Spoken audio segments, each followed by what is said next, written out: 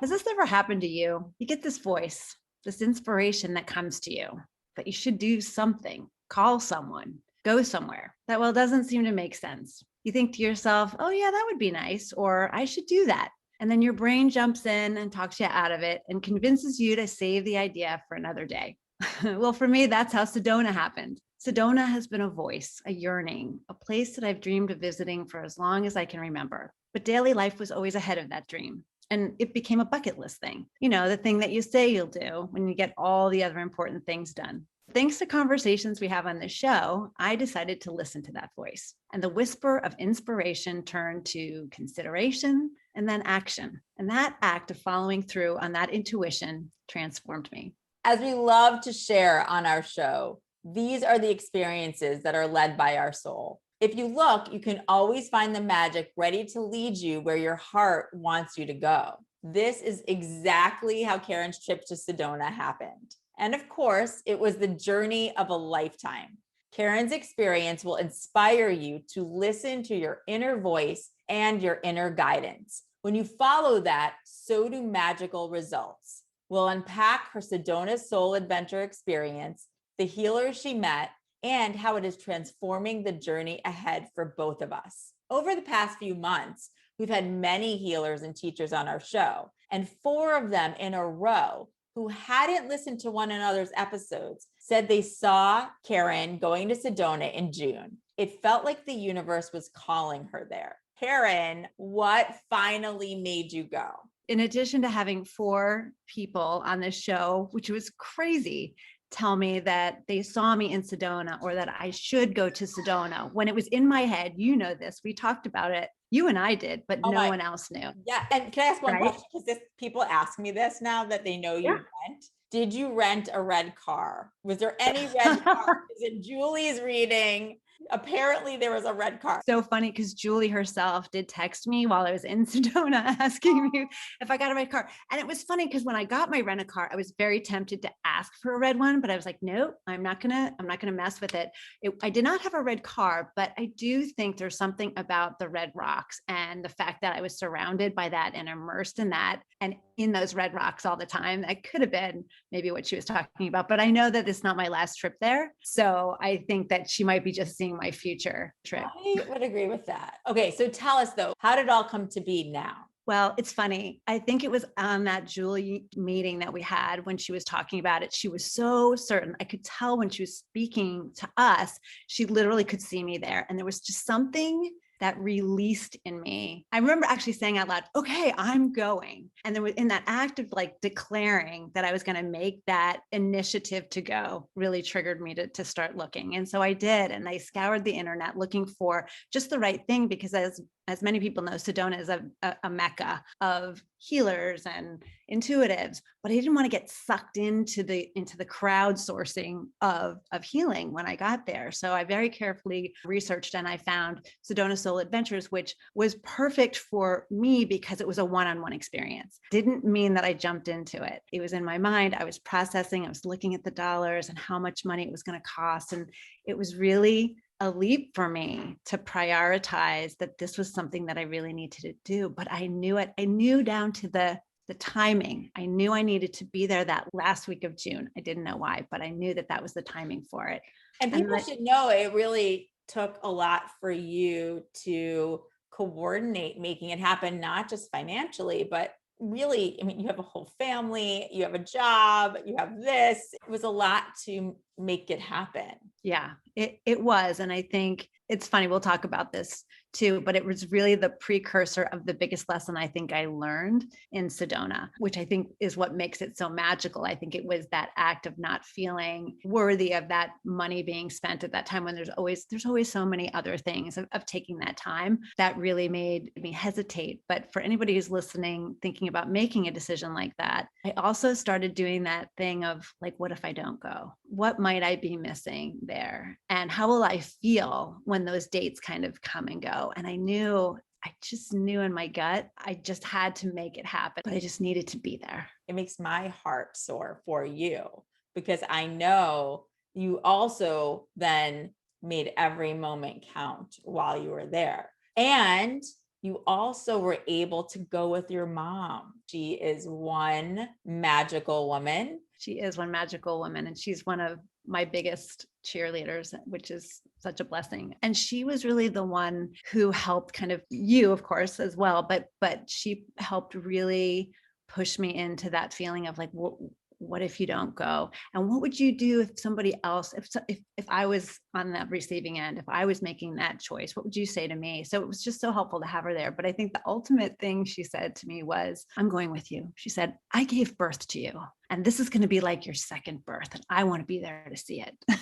Your mom's 80 years old, lives in New Jersey. It's a big deal. Yeah. And there's something about having somebody that knows you super well, like, we do this all the time, but to have your mom there knowing you in that way, it was magical for me. And it was magical for her too. She too went through her own experiences. I couldn't affirm more for people who are thinking about doing something like this. If you do, it's great to do it, immerse yourself in your own soul and your own experience and have sort of that one-on-one time, but also to have someone there with you so that they can share with you. And so the energy just sort of builds and it has a bigger impact. Yeah.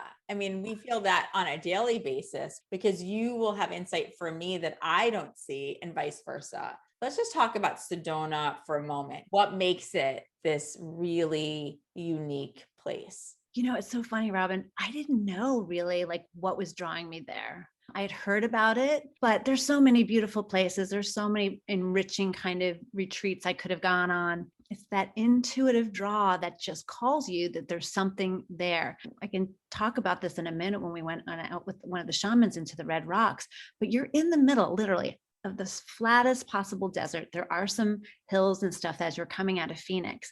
But when you get to Sedona, all of a sudden these red rocks like sprout out like they're huge mountains, huge castles really that have been carved out of the rock. And it literally is a place where there's 7, like the chakras, that are in a huge big circle. So each one of those huge mountains is a vortex of energy. So that entire area within that cocoon of Sedona is completely energized land. So that there's got to be something underneath if the ocean was able to carve out those majestic hills in that way there and nowhere else. And you literally feel that from the moment you get there, and it's awe-inspiring. I got the chills too by just listening to you. And it's so interesting I've only been to Sedona once, and I was probably 21, and I was with some of my best friends on a spring break trip. Totally different intention. Yes, we were on our way to Las Vegas after that. Well, there you go. But I hope people go and investigate that a little bit more for themselves because it has that energy. And I can't wait now to go back with you. I think people now are kind of heeding that call of flocking to that something more. Something might be there that can inspire them at this point in time. I also have to say too, those who live there really respect the land. Even the hotels that I went to, you're not allowed to take any of the rocks on the land. And they were very careful about where they built the hotels, that they got shamans to come in and communicate with the spirits there to make sure that they understood that their intentions in building the hotels were good. So there's a very respectful feeling there about the land and respect for what Sedona is. And it radiates in the people. Like I couldn't get over in the hotels and the restaurants, the waiter, like everyone, not one single person had anything but this sort of like happy spirit. It's like they were all, so many have come to live there because they are called. They can become who they are in that energy. That's so beautiful. And so let's talk about this plan that was put together for you by Sedona Soul Adventures. It actually sounds so similar to what we try to do with certain people, trying to customize a plan for them with the right healers and the right teachers and the right practitioners, depending on where they are in life. So how did you find it? And then let's dive in. Yeah, there weren't a lot of programs to choose from, but I knew that I needed to be in a program that had really vetted people. I really wanted those authentic experiences with people who are there for a long time and who do this for their lives. It's their calling to do it. And when I vetted out a few, there are some that are very new that look really great and cool. But the one I picked it because the woman who started it was on her own soul's journey. 20 years ago, she was a lawyer and had come to Sedona. It's funny. I think the more I hear, I think people, once you go, there's something that happens to you. If you go there on a soul's quest, there's something that calls you back. I've heard it from a number of different people. And she had done enough of these experiences that she started her own Sedona Soul Adventures experience because she wanted other people to be able to experience it as well. So this company's been around for 20 years. And what I loved about it is when they called me back, they asked me a whole series of questions, very similar to what you do, your programs. They really want to make sure that they're connecting you with the right person. They want to understand enough about your background so that they set you up with the right program. And there was just that kindness of, we're here if you want to do it. There was no pressure. And when they came back with me with the list of things that they were suggesting, it was perfect. It was all the things that I wanted to do. It was enough going out into the Red Rocks, but it was enough new experiences that I hadn't had before that sounded exciting. Okay, so let's go into your week. And you really packed in a lot in that time frame. They don't require you to take all of the stuff that I did. I was just like, bring it on.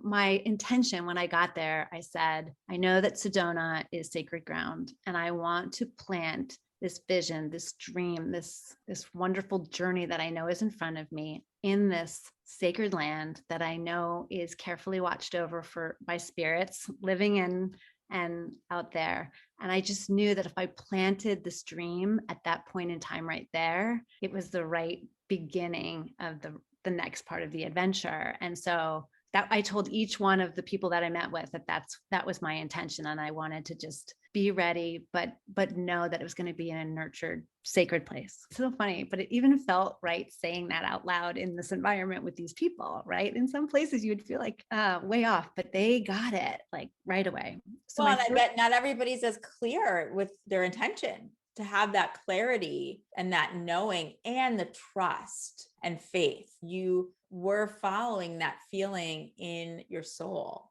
Yes, with the nurturing from you, the nurturing from my mom. Again, if anyone is out there listening right now that's considering doing something like this, you definitely may need someone to encourage you to do it, because it is that leap of faith that you're spending money on something for your soul. This is something that is nurturing you from the inside out. And that is a commitment you need to really make to yourself. And I knew from my own experience, and while I didn't go to Sedona, I had a different spiritual experience and made that similar commitment to myself several years ago. And because I did that and believed, I knew in my heart it was the right time to spend the money and to invest in myself and do what we like to call soul work. Yep. That changed my life. And that's where we are now, working together, and there's so much more to come. But that took that commitment, and I'm so excited that you made the same commitment for yourself. And it might have been in Sedona. It doesn't matter. You did that. That's a really good point. And it doesn't matter. This was one type of experience. I think some people can get it by whitewater rafting for a week in the wilderness, because they're going to immerse themselves in that and just really follow. Again, it's what it says right here. It is. And you have to follow that. And but at the same time, you were getting those messages about Sedona in particular for a long time. So should I start with? Yes, please. Okay. Tell us about these experiences. Well, I think what's interesting is they did put things in a really cool order. So the first thing I did was a karmic clearing, which I think our viewers, our listeners know what karma is. But just to clarify, it's anything that you've kind of brought with you in prior lives, things that you've experienced in this life. And I met what also was really fun about these experiences. I went to the homes of these lovely people. And the first one I went to was Christine, who did the karma clearing. And as I was going down, it was the very first experience into the Red Rocks. And she literally lives at the base of one of these amazing places. You think you're going into a national park. Lo and behold, here's Christine's beautiful house with a gorgeous garden. And I go in and she welcomes me, and she was magical, of course, but she, explained that as this she calls it spiritual response therapy. And it's definitely a practice. It's a learned practice. It's nothing that she's just made up, but it's based on pendulum work, which is not something we've talked about too much yet. It utilizes a pendulum to ask questions. And pendulums are energetically based devices. I told her a little bit about myself and what I was trying to do, my commitment for coming to Sedona. And man, it was just like nothing I've ever seen.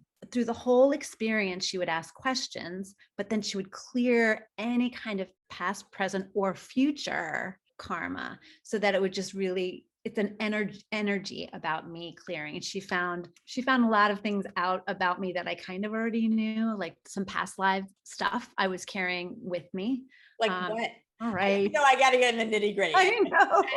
I've always said, I don't step into the light easily. I always just feel it's an ego-based thing. And I always kind of try to shy out of it for that reason. And it's nothing that I've brought with me in this lifetime because I have wonderful parents who've always kind of pushed me into the light. But she explained that, and I knew when she said it, that I have had a series of like 21 different lifetimes where I have stepped into the light and have been either killed or persecuted because of that. And I think a lot of us who are practicing energy now feel that we might have had those experiences in our past lives, right? So it was something that no one has ever told me that in a past life regression, but it was something I just knew was in there. And so just by the means of her acknowledging that that was something in my lifetime was a bit of a relief because it shone a light on something that I was carrying that I didn't understand. And she was able to just clear it. And again, as I don't think I said in the very beginning, she brings in your specific angels and guides. So they're the ones helping to guide this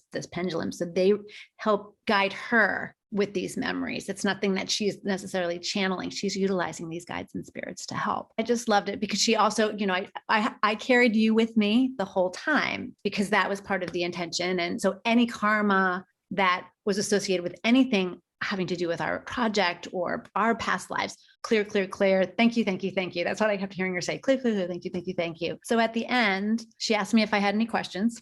And I said, no, it's really helpful. And she was very positive about everything that was going on. But I said, I just have one thing I want clarity on. And she said, what? And I said, speed of manifestation. Lovely. Because I'm getting really impatient because I'm like, I'm here, I'm doing this thing, but I want to move forward now and really live in this. And so she said, okay, well, we can ask how long, it might take for this to all kind of come to fruition. So I said, okay, let's just do it. So she took her little pendulum and she said, okay, how long is it going to take for Karen and Robin to get this check that they need to move forward? And she's like, oh, 5 months, 5 years, 5 weeks, 5 weeks. It was like, I can't. So she's like, listen, you can't take this, she caveat all these things, of course, but it was fun. As we've been saying over and over, what this information does to you energetically is it allows you to believe in the magic. It allows you to open up to that hope, to that receiving that this really is on its way. And so even though we know timing is not real time, it was the idea that where I was sitting at that moment, I was energetically connected to the manifestation of my vision. And that was amazing. Well, and listen, we're going to hope for 5 weeks.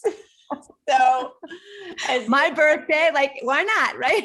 Exactly. We know when that will be. And, we have a lot of good momentum. So it could make sense that may be the case, that we get the funds we need to make all of our, visions come true, which if you've been listening, for the same people who said that Karen was going to go to Sedona, they've also said that we have a lot of bigger things to do. So we just need the finances to do it. Exactly. So thanks, Christine, on that. There's just something about having your spiritual angels and guides going, yes, behind the scenes, that was such an exciting, energizing way to start. Yes. Well, and I just want to add one thing too, just talking about the pendulum, which, people will also refer to as divination, and having used a pendulum before, not at all in the same way that Christine as an expert uses it. But I think what's really cool about a pendulum in general is you can get them on Amazon. You can get them at your favorite crystal store.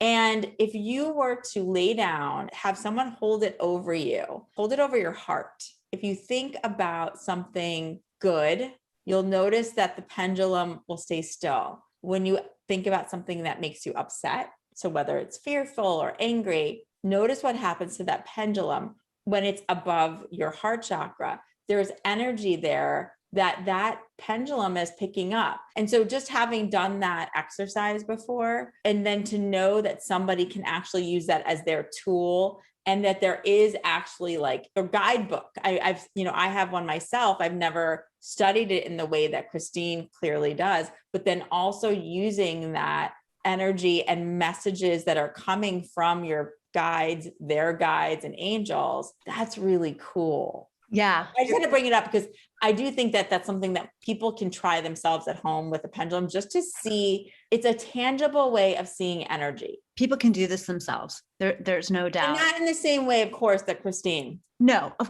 but it's a good clarifier of your own intuition, because so many of us we know, but there's some honesty there's in that energy that shines through. And I just want to add too about Christine, that this process is very scientific. She has this very large book. So it's going through all of like your life experiences. So it is past, it is your health.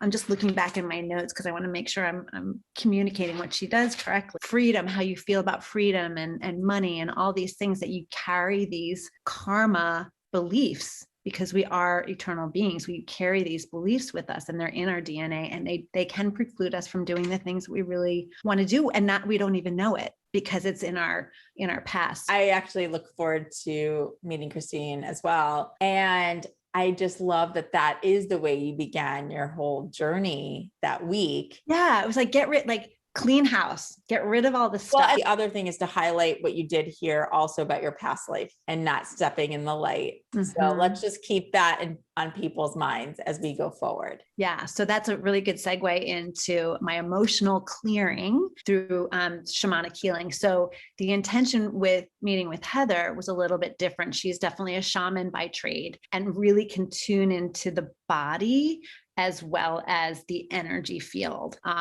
So what she was able to do was kind of go in and see really literally what kind of imprints these past life or present life memories have had, again, on anything that would inhibited me from manifesting what I wanted to do. And it was funny. She goes, okay, what happened to you at 14, 26, and 28? At 26, I had my daughter. So that was like a big, big moment for me. But immediately after that, in that 26 to 28 time, my husband decided to leave. And it was betrayal. It was abandonment. There was a lot of that. So I got that. 14, could not for the life of me figure it out. Poor Heather, she tried everything she could to like gently bring that memory up. And I really couldn't figure that out. But then she was like, is there a feeling of like not worthy in you? And I was like, oh God, yes. I mean, that I've known about. She's like, that's definitely here. It's definitely something that you have to let go of, the fear of being betrayed. And she said, literally, I'm looking at my notes, left with the baby. She's like, you have to let go of that before you go on with this next baby that you're having, which is the project. You have to let go of that fear of being left behind or betrayal or abandonment, because that is something that it's in the past. Let it go. And I felt in that moment, she almost removes it from you. And I think a lot of it is the acknowledgement of that. So anyway, I couldn't figure out until I left for the day what the 14 was, but my mom helped me remember that was the time I had just started high school. And I was bullied for a very short period of time because there were two girls that I noticed when I was walking into the school building that were smoking. And I pointed that out to a friend of mine. Those two girls came after me. It was terrifying. And I think that memory of being seen, again, my intention was not to single them out in any way. They just were different from a kid coming from a Catholic school, but I was being seen as someone. I was pointed out by these people. And I think that fear was a trigger for any past life experience that I might have had that Christine brought up, which was of being seen for bringing in the light or all those other things that I did. Definitely. Well, and wasn't when we were talking, because we did a quick recap of some of these experiences the day you got back, and wasn't the experience of the bullying, wasn't that the first day of high school? And you were coming in, I just think for context, you were coming to a new school. You'd gone to Catholic school for your whole elementary and middle school years. You were going to the public high school. You knew like one person. I think that's what makes it even more traumatic, is that it was like this new place and you were just making a comment. Yes, exactly. Exactly. No intention at all. And that's what triggered the fear. So was that I was seen for doing something that I didn't even intend. And yeah. So I just thought that was just so interesting that from again, beginning to link and thread through all of these experiences, a storyline almost about myself that I totally buried that memory completely, but it made perfect sense within all of this context. So it was quite eye-opening. Yeah. And actually the way that you talked about the 26 to 28 those years and the being abandoned. What I did realize is that this cumulative experience is what did it. Yeah. So I think it's great. Like we have one and done kind of experiences all the time. And there's things that are pointed out and we're like, oh yeah, I heard that in that last one.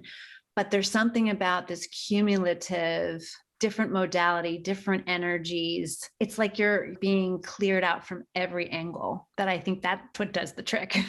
Well, and now we can talk about what happened on your next experience.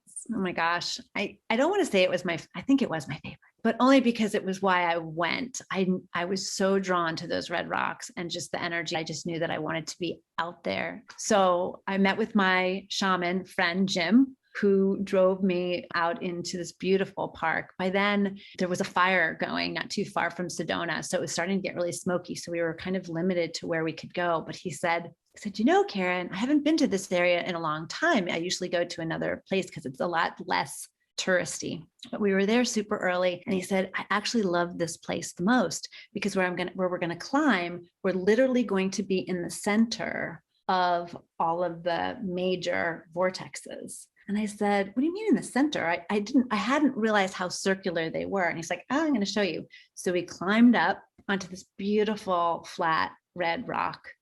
And as I looked up, he pointed out the circle that I was in of these beautiful vortexes. And he said, that is the splendor of Sedona, Karen. He said, because this is not just one chakra of the planet. This is all of them in a circle. Oh, and I was like, oh my goodness. I had no idea. And he said, no, not everybody talks about it. But he said, you are now right in the center. I have the chills. Anyone listening, I can't say enough about that experience. Jim did an amazing job. We got halfway up and then he started to play this beautiful, magical flute that he has. And I'll share it so people can see it. I recorded it because it's the sound of the earth. It's the sound of the Mother Earth. That's the best way I can think of to describe it. And in that moment, I forgot, sounds so silly to say, I forgot that I'm a resident of planet Earth, that I am a human being living on a planet, and that I am connected to this living soul. And I just felt it in that moment, looking around and listening to that flute, that a reconnection with Earth that I had really literally forgotten I had. And we've talked so often about how I need to be outside and I need to play and breathe. And it was just like Mother Earth saying, here I am. This is me in all my glory. This is just a moment of what you need to experience more of. So anyway, we went up further and we did our tribute to Mother Earth, where Jim had all of these amazing offerings, really, from like tobacco to blue corn. And each one of them had a specific intention. I think there were 7 altogether, and we did them slowly, and we did our honors to Mother Earth. And he just would tell the story of what all of this meant. And it's all very ancient, Native American based, which was beautiful. And then he said, I'm going to leave you for a little while. For the first part of it, I want you to just close your eyes and meditate to what you might see. And then I'm going to go off, and then I want you to just have your own time. So in that little period of time, he played this drum and he sang this amazing song. I don't know what it was, but it was just so earthy, so grounding. And I think that was the experience. It was just grounding me back to the earth. And in that moment, I could see myself in this middle of this circle, of which were the chakras of Sedona. And I could see in my mind Native Americans dancing around the perimeter of that circle. And it started to spin, and I could see the meridians of all of the vortexes kind of coming and meeting me right where I was. And I was like spinning in the middle, and I just felt all of the energy coming in to me. And it's like a past life regression. You can close your eyes and you can see it. You just know how real it was. And then I spent the next 10 minutes literally hugging this rock and literally feeling the energy and the sound and the vibration of that place. I have a video of me and I'm like, I'm here.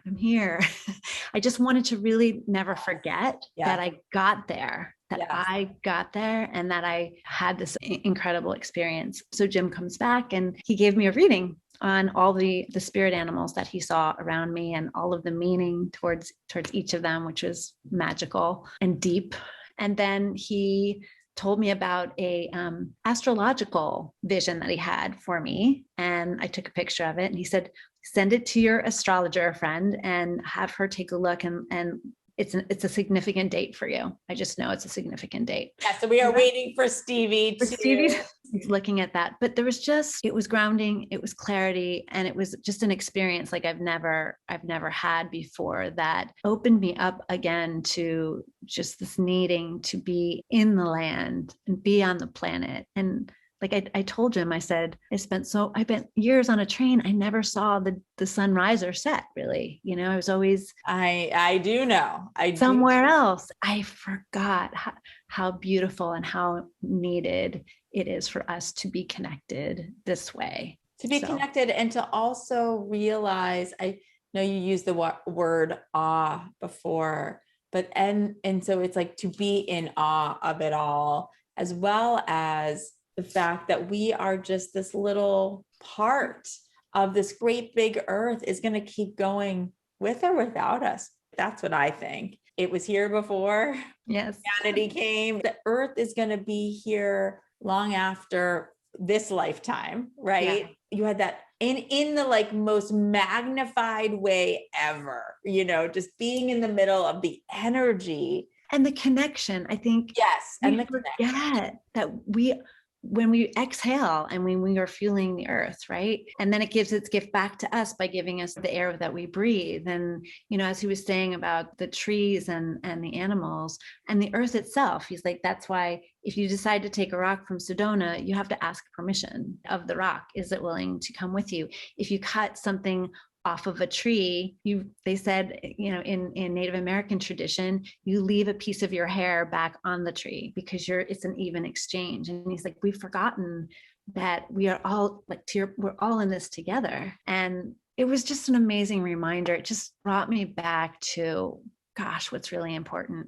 There's so much to know, I think, is what I learned from that experience. Is there's just so many layers of understanding that we still have yet to explore, but that is offered no matter where you want to look, be it in the land or in your energy, in your body. There's so much to learn that we can utilize to understand ourselves better. Yeah, I know. We can't get enough. And I know that there's always going to be something to learn, and there's always going to be people to learn from. And so I love that you were introduced to these special people.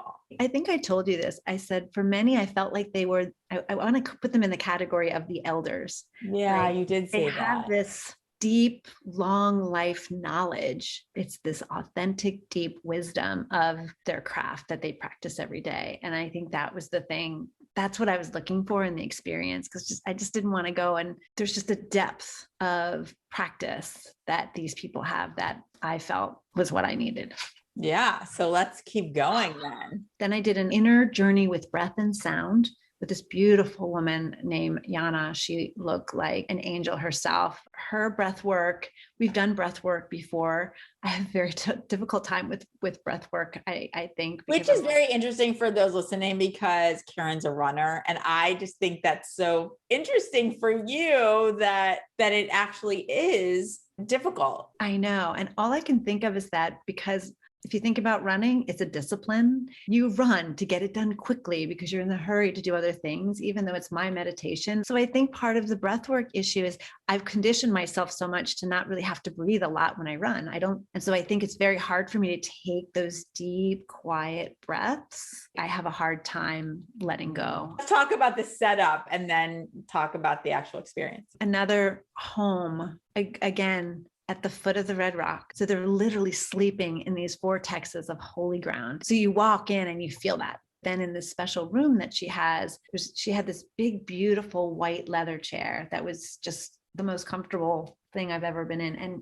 And then in the room itself, she had these surround sound speakers so that it literally immersed you in the sound. It was so beautiful. She sat right at my feet the whole time. So she watched, made sure that I was breathing and that I was comfortable. And she kind of led me at the moments where she could see I was having trouble. She had very custom music, as many do, that went through the chakras. So it was really, and as the music started, it started in the root chakra, which was drums.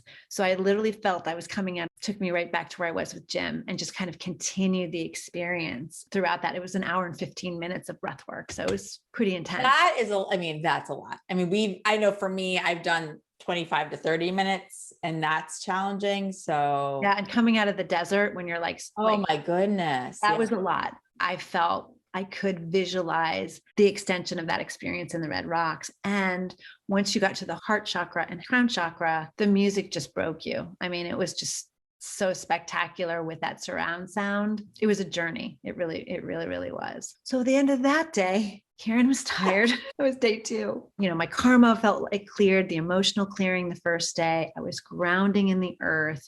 I was doing that chakra breath work, which is sort of regrounding my whole body. And that felt really good. So then day 3, when you look back on somebody that you met that you just know has had like a soul impact on your life forevermore, even though it was a short time. That was Sequoia. That was my emotional clearing that I did. And then that emotional clearing was actually really well timed because again, a lot was starting to churn up. I was starting to really kind of pull out this sort of message for me. I've never really identified with the inner child work so much because I had what I look at as a very idyllic childhood. He talked about identifying your core inner wound. And I'm like, I'm not really wounded. I'm good. Right. So I kind of started off in that sense. And I should also say that we didn't go out to the land. This is the one I did with my mom. Sequoia's work was very different. It was really paper driven. It was really into your brain, into your mind, into your soul, into your memories. And again, like that memory that had cropped up with Heather on the first day, I didn't realize how many, even though they may not have been true trauma, were still my interpretive trauma. And so he went through and he said, I want you to write down 10 things on the right side that were really great about the three key people in your life before you were 11 years old. And my 3 key people were my mom, my dad, and my grandma, right? Those are my 3 closest people. But he said between 1 and 11, a lot of your self-awareness, your self-beliefs are planted within you. I think we all know this, but I was like, okay, this will be a happy list. And then he said, put down 10 things that were, fearful, or they may have taught you that maybe are not so great, which it took me a while, but I was able to do that. And then he said, take a look at the list and see if your relationship with your partner, husbands, reflect any of the good or any of the bad. It's kind of crazy how you see the similarities in things on both sides of the list. And I won't go through the whole exercise, but at the end of it, what you do identify as sort of your core, through a process of elimination of a lot of different things, sort of the core thing. My core one was worthiness of am I good enough? Am I worthy of all this? And it was what Christine brought up. It was what Heather brought up. It was sort of this constant thing of, it was in there, but I didn't speak it ever. And so that kind of came out. And the introspection and the questions asked taught me so much about how we talk to ourselves and convince ourselves that we are not worthy. And it's funny go back to what Christine said. She said, we all come in to a certain extent feeling not worthy. That's almost our mission of coming in and saying, I'm going to find a way to love who I am. And it's so taught out of us through so many things that we learn from that age 1 to 11. I didn't realize that between my past life and the karma stuff that I was carrying around and these imprints of my past, even this in this lifetime that I was carrying around, that's where they came from. It was all there, but it was also something that I signed up for. And what Sequoia taught me to look at is, now you know, right? And anytime that something triggers that unworthy, or I'm not a good enough, you can almost smile at it as a little beacon of light, that it's reminding you, this is your purpose. This is why you're here. You're here to push through that. Once you recognize it, it doesn't have the power. It was magical. He also made me write this list of beliefs that I had about myself and read them to my 6-year-old self. Wow. Oh my gosh. Wow. That's powerful. It breaks your heart. It really does, because he has you imagine this like wide-eyed, innocent, happy, expectant, everything's good soul. And then you, as this grown adult, tell them what you think of them. Oh my God, that makes me want to cry. It really is it's pretty intense. So that's the inner child work. The freeing part about it was I felt that little girl look at me, not disappointed, but say, none of it's true. Right. Remember her all the time. When you wake up, talk to your 6-year-old self. Remember that person and have her close to you in your heart, so that throughout your day, you're like, well, what would the 6-year-old say? You know, what would 6-year-old me? You can't forget it. You just can't. And the thing that was so helpful about that exercise is that I realized when I told this child all these beliefs about myself, the beliefs were not actually mine. They were beliefs that I learned from corporate America. They were the measurement that I had against a standard that I don't even really believe in at all. And that when I stood back and I really looked at those words, I realized that measurement was a lie. It was not right. It wasn't me. And Sequoia, my mother, of course, who was there, were able to show me the me that they saw, the me that Sequoia didn't know me well, but just with what I told him about my life, he was like, look at the real you. And I know that sounds just so strange, but there's a clarity that you get. There's a release. There's a self-forgiveness. I was just going to say, to me, what that 6-year-old was also saying to you was, I forgive you.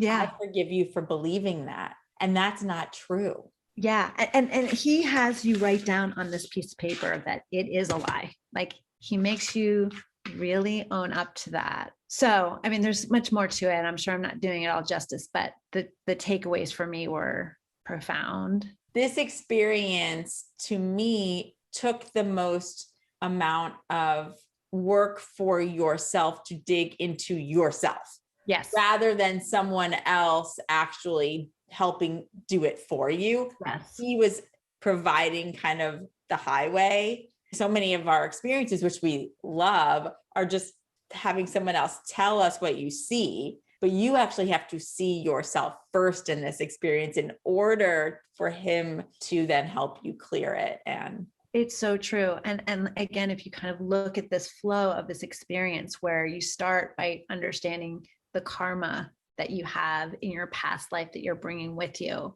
and then you start to see what are these imprints, these emotional imprints that I'm carrying with me as a result of that in this life and in past life. And you can sort of release that first day, then you are open to grounding in the planet. You're open to sort of re-energizing yourself as the person that you are without all that baggage. The breath work to me was like, let it go, re-energize yourself. And then with Sequoia, it was like, now let's talk about, let's deal with how you talk to yourself and those beliefs that are sort of embedded in you, this programming that you've done in your brain. Let's undo that. Right. So I was at that point, even though I felt like I was done, I was in a way like done by day 2. I felt great. This was the thing that was really critical so that I wasn't going to start repeating the same patterns all over again. Yes. So I was so grateful, even though that was probably the hardest work I did. It was the most important. talk about going deep. You really are peeling back those layers. And I think we just talked to Melissa Bernstein, who talks about really that depth. And for her, it's accepting the darkness and the light that makes her her whole self, right? And I think in many ways for you, most people who know you think of you as just light, which for the most part you are. I mean, you, from the moment I met you, you were, I could see your light, right? But under the light, there is all of this other stuff. And it's not necessarily super dark, but that's the darkness that also makes the light, right? And so it is that work of peeling back even things that you don't want to look at, even things that on a daily basis, you would prefer just to put your smile on and be a cheerleader for everyone else but yourself. And so this is really for you, all of this. And I know we still have a couple more experiences to talk about. I just want to remind you, and I will be your cheerleader, but you can also be your own cheerleader because you have all of that within you. And now you're just getting deep, which you've needed to do.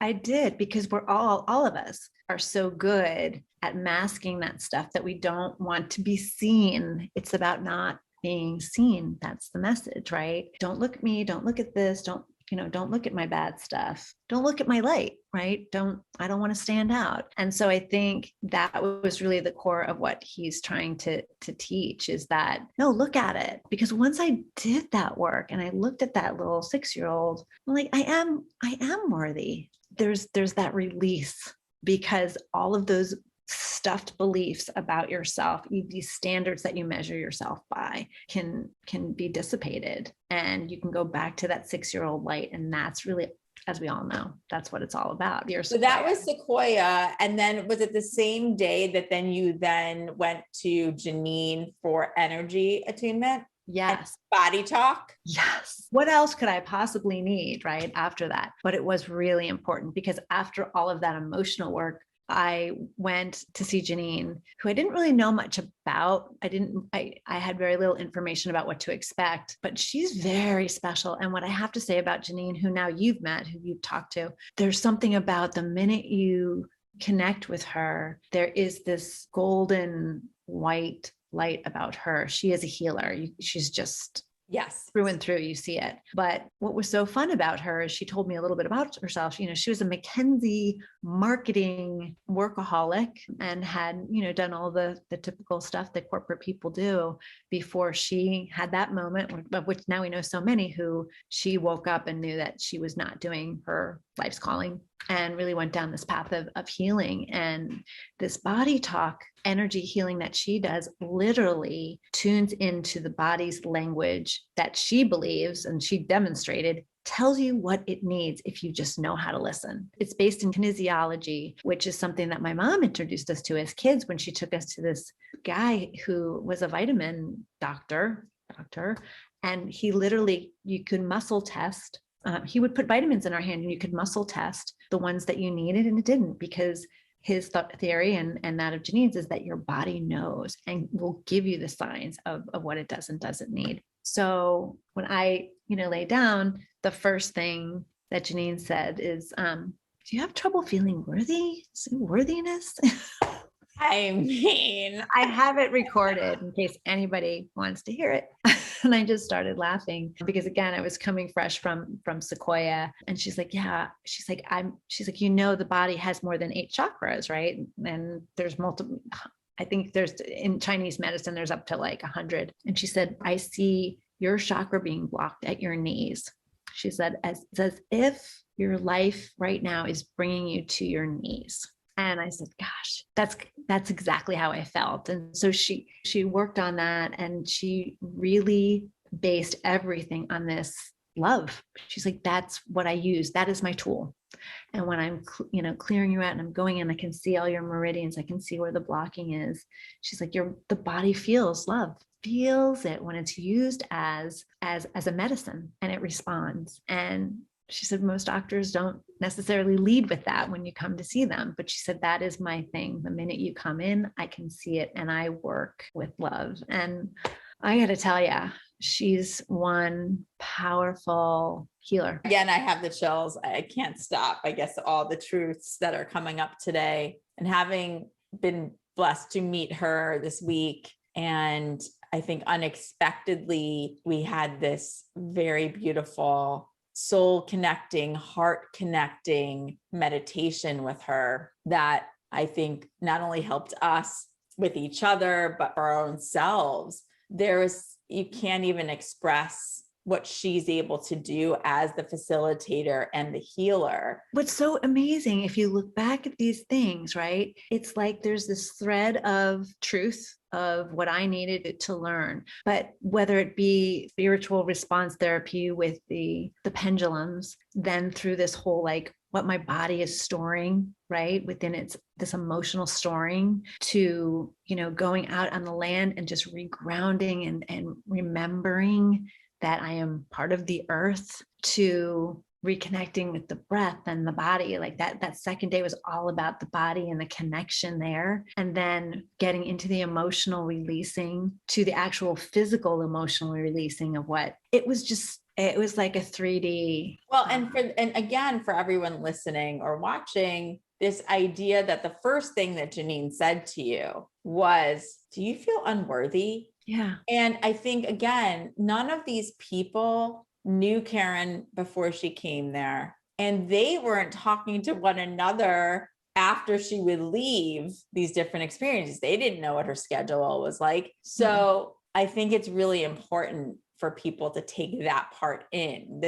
That's why it's even more validating for you, Karen. Yeah. And for anybody going through these experiences, when you hear that same message over and over, or messages, you can't deny them. And so then you either are, given guidance as to what to do with the messages, or you're given healing to release certain feelings or things that have been stored. You can't deny them. You have to pay attention. That's just really remarkable. That was your time with Janine. With her, it was that feeling of the last thing we're going to leave you with, Karen, is love. Yes. So that was it. Just the very last thing I'll add is that, they do an integration thing at the end. So you go to meet with someone that you'll meet with a couple of successive coaching sessions after the fact that kind of really helps you distill all your learnings, of which, as there are many, and then come up with an action plan. So when you leave, you're not just one and done, but you're spending the next 30 days kind of working through and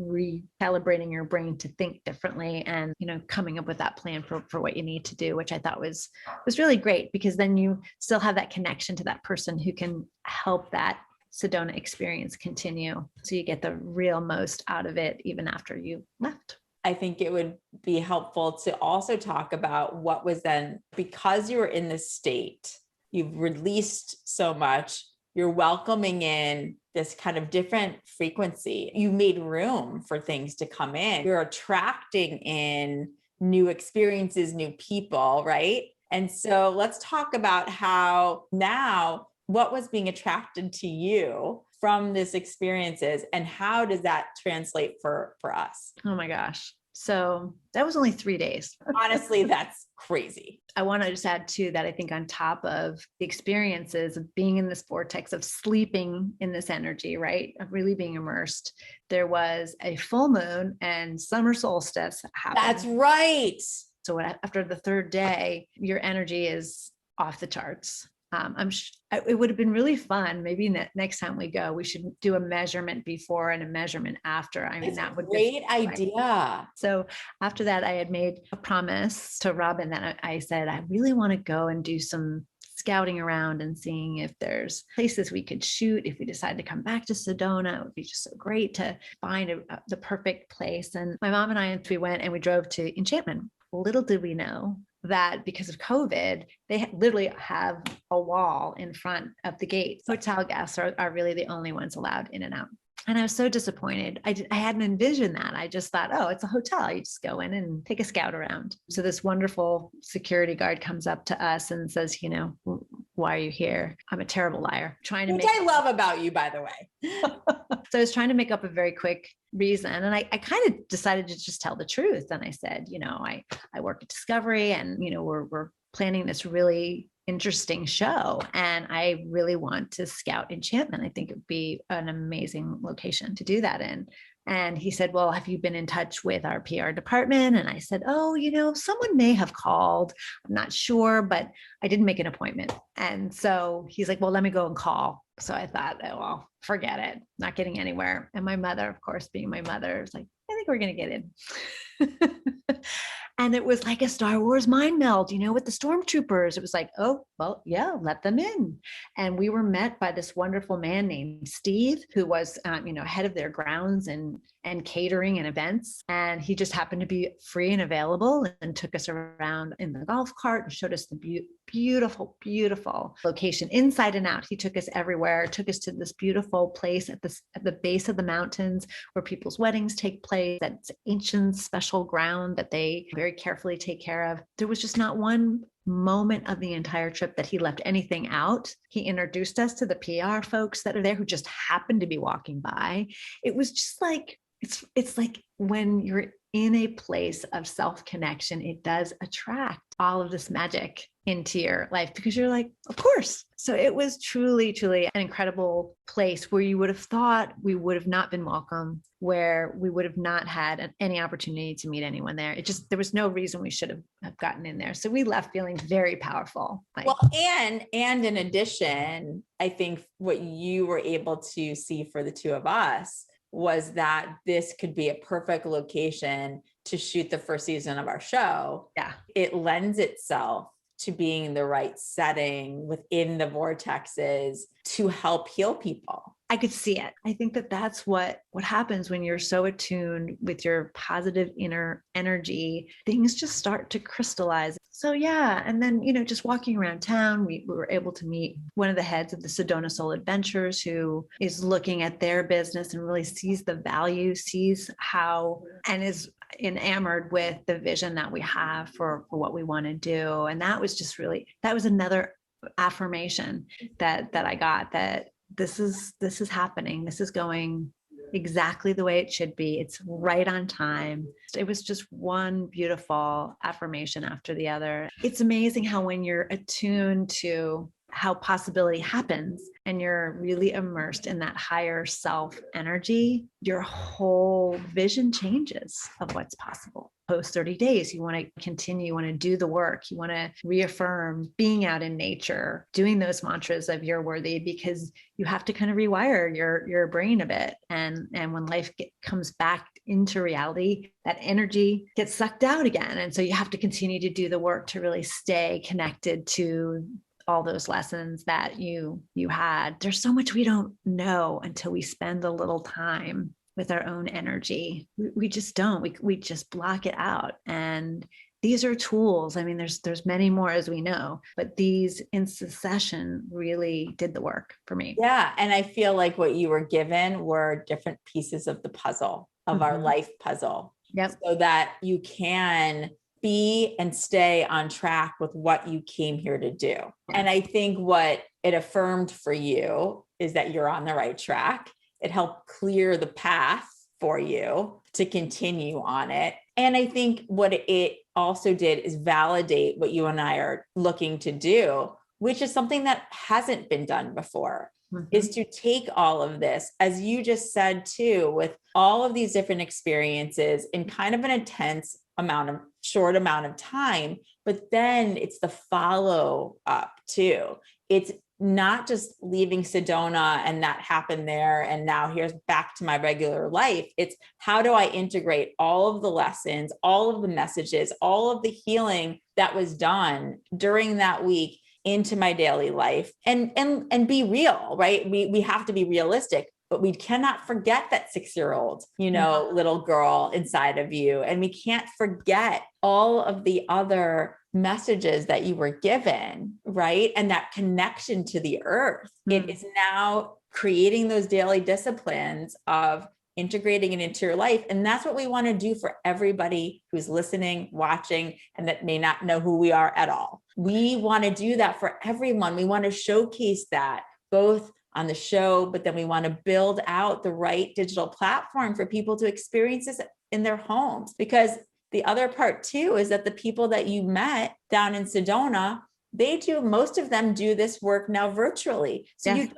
actually have to, while I can't wait to physically get to Sedona so I can feel that energy, I also know that not everybody has the luxury of doing that. And you can meet with these healers and teachers virtually now. So it's really exciting to know that there's so much that I know, want to bring to the world. Most people don't know where to start. And that's what we want to help them figure out, where to start. And what's that protocol look like? What does that process look like? And then how do you actually integrate it into your life, into real life? Because I think what you and I bring to this whole arena is the fact that we're not living out in la la land. We are living real lives with our families and our friends, and we're also grounded to earth. But we're able somehow to take both this realness, but also integrate all of the magic that we can't see. It's doing both. And that's what we want to help everyone else do, and live these fulfilled lives. Thank you for letting me share all of it. Well, let's also end on 5 weeks. Yeah. So Christine, I mean, let's just I know 5 weeks.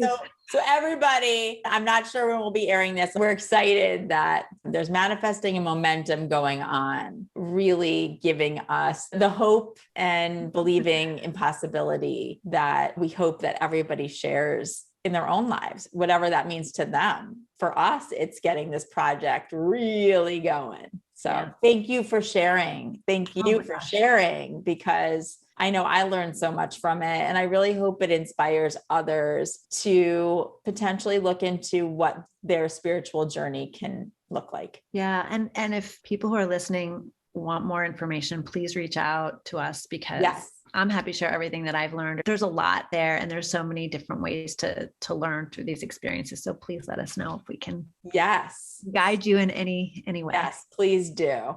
You can go to seekingwithrobin.com and you can email us there. Great. Thank you.